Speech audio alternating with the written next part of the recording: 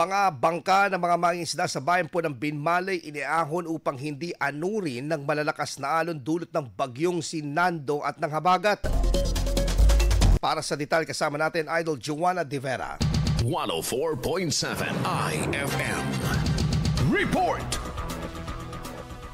Iniahon ng mga mangingisda sa Binmalay ang kanilang mga bangka upang hindi anurin ng malakas na alon sakaling humagupit ng bagyong Nando. Ayon na rin sa abiso ng lokal na pamahalaan ng bayan, hindi na muna maaaring pumalaot ang mga mangingisda at baka maaksidente pa at maanod ng malakas na alon sa gitna ng laot. Agad din naman na sumunod ang mga mangingisda tulad ni Kuya Jose na nitong isang araw pa umano itinaas ang kanyang bangka sa takot na masira ng bagyo.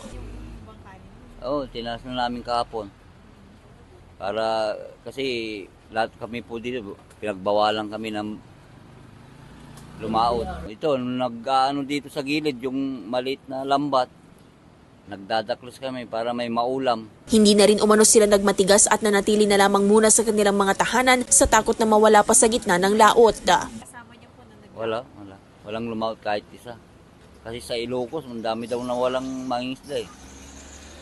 Kaya kami, siyempre, buti pa yung naninigurado. Babawi na lamang umano sila pagkatapos dumaan ng bagyo at mas mainam na manatili sa kanilang mga tahanan para sa kanilang kaligtasan. Kasama mula dito sa IFM Dagupan, ito si Idol Joanna De Vera, Tatak IFM. IFM News. IFM News. IFM News.